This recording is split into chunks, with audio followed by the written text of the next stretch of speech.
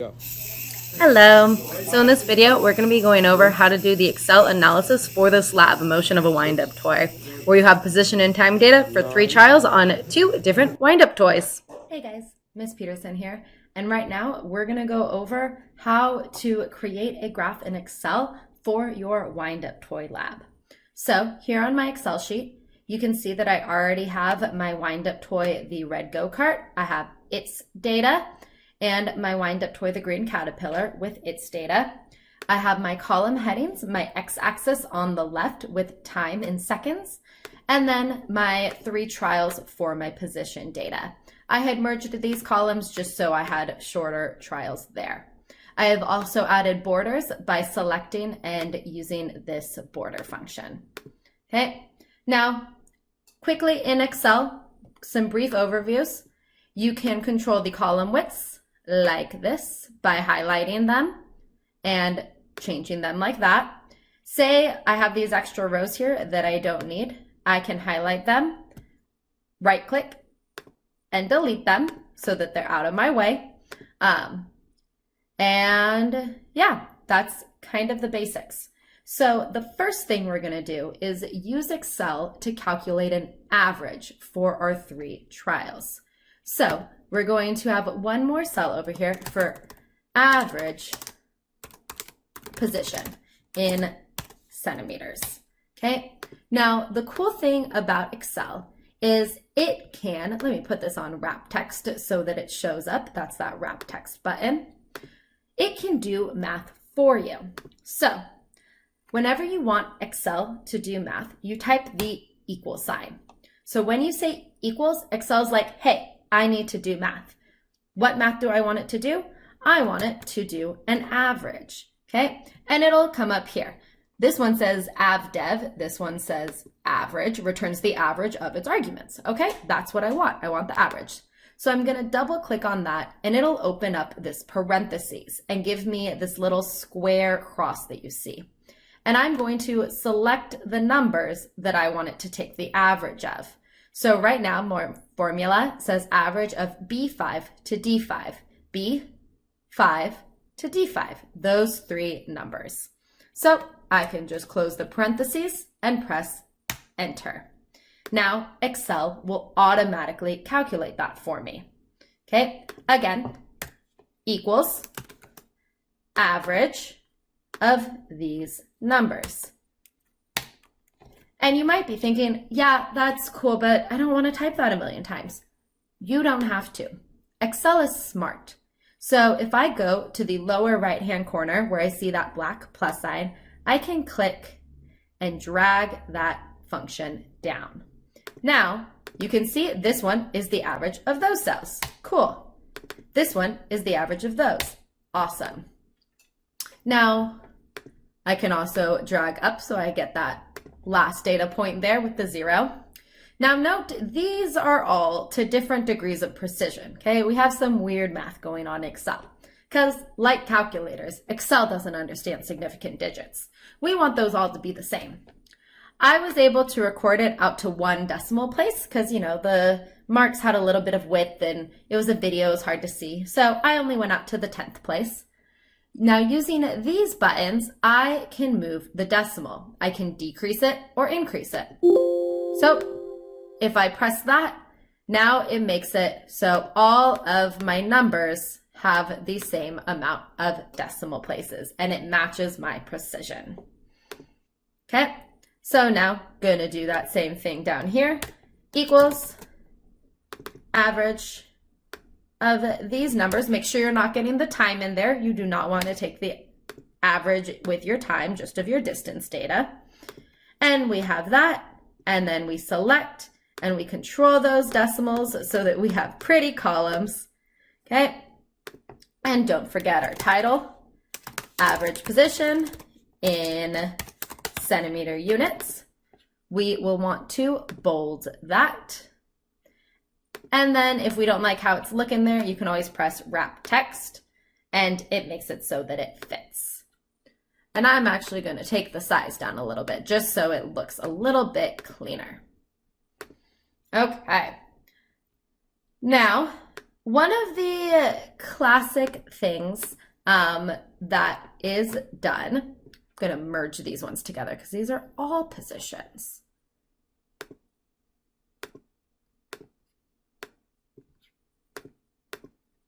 But then it's unnecessary to have average position there. I'm going to stick it with just average. Okay, again, the point is just to create clarity in your graph. And one of the ways physicists do that is they separate out their measured values from their calculated ones. Okay, we had to calculate the average. The common way to do that is with a double line in between your measurements and your calculations. So I'm going to select the area that I want that line to go and go into borders. I'm going to go into line style and find that double line. Okay, now I want to put that double line in between these numbers, and it's actually letting me just draw it right now. So I just drew in those double lines. Okay, we want a regular border on all of them. Okay, then I'm going to change the line style to that double line, but I want that just on the left border. There we go. And now if I kind of zoom in here, you guys can see that double line border. Okay, just to make it a little bit more clear. Now it is time, I need to add the borders up here too. Make sure it's back to normal. And all borders. There we go. Now I'm going to make my graph. So I am going to go into insert, okay? And I'm going to insert a chart, okay? In physics, we are always going to be using these marked scatter plots, okay? So always just the dots with the scatter plots. And what that's going to do is it's going to give me a blank graph. Sometimes Excel will be like, I know what you want to graph, and you might have to go in and get rid of that data because we want to put in the data that we want. So once I'm here and I'm in chart design, I'm going to go to select data. Okay. Now I'm going to have two series in here. This first one is going to be my caterpillar. Okay. For my X values on my X axis, I'm going to put the time. So I'm just clicking and dragging to select those.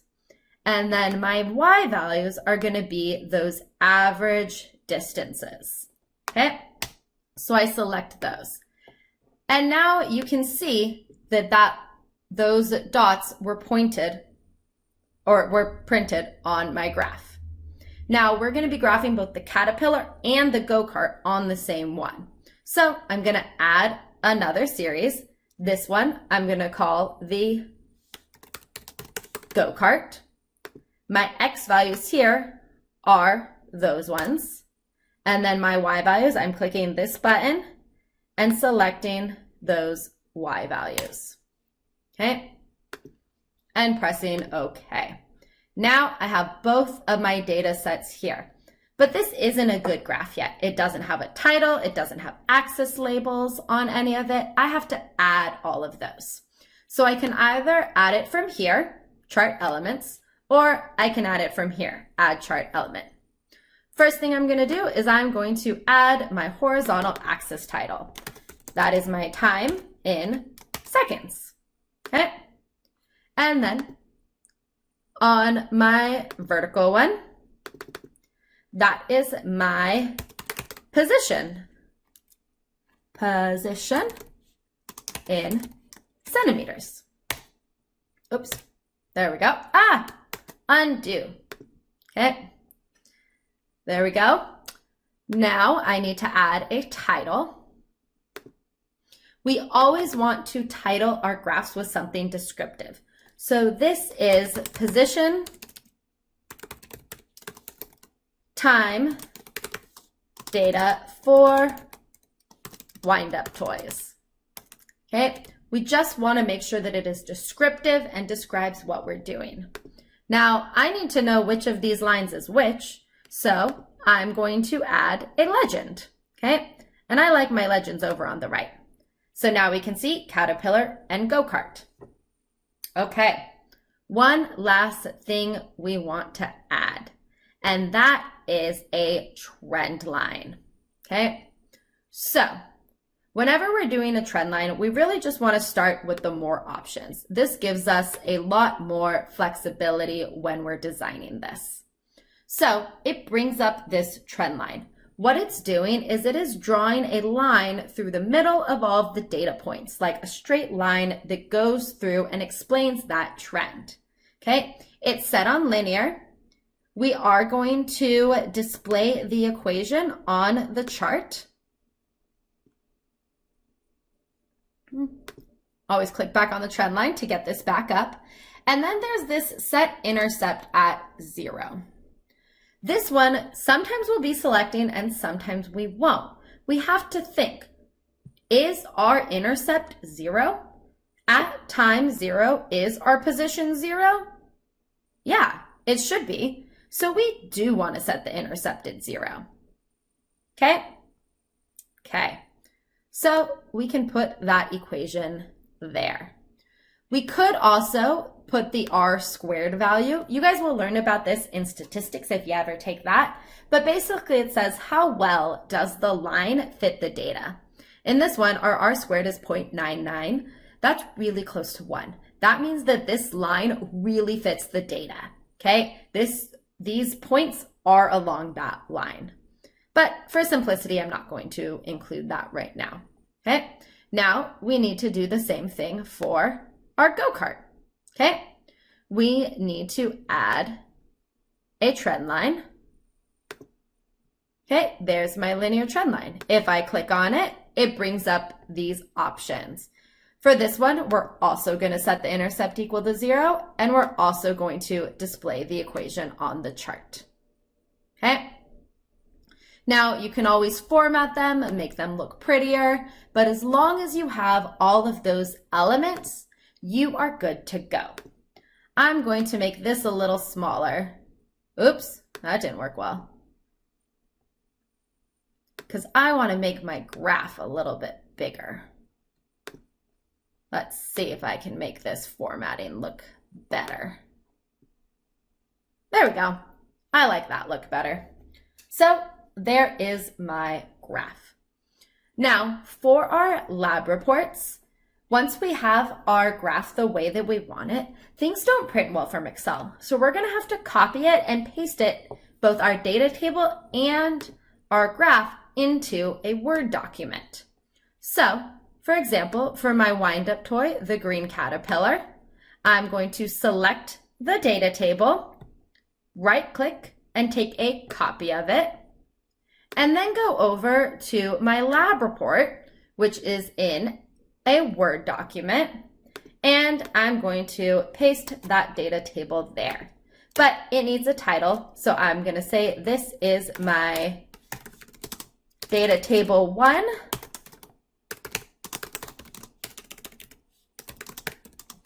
green caterpillar. Okay, now I need to do my other data table.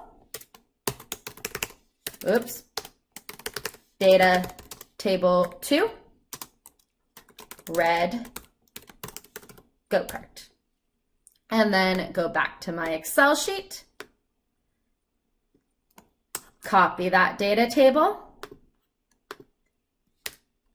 paste that data table, and then we're going to do our results. Okay, we need our graph with all of the elements, which we have. Okay, so copy, again, Control-C or copy, and then paste it into your lab report. Okay, it's on the next page, so I'm just going to make this go on to the next page as well. And then underneath every graph that we do in physics, you're going to include a graph summary. This is my graph summary. And we'll go over what those mean and all of that together in class. But basically, it's what does the slope mean? What does this graph show? Okay. For example, we would explain, why is this red line a lot steeper than the blue line? What about the wind-up toys created that? What does this 3.1519 mean, or this 10.01? What do those numbers mean? That's what we're going to be including in our graph summary. And then for the analysis, we summarize, identify any sources of error that we have, and answer the analysis questions in paragraph form. Okay, cool? Okay, cool.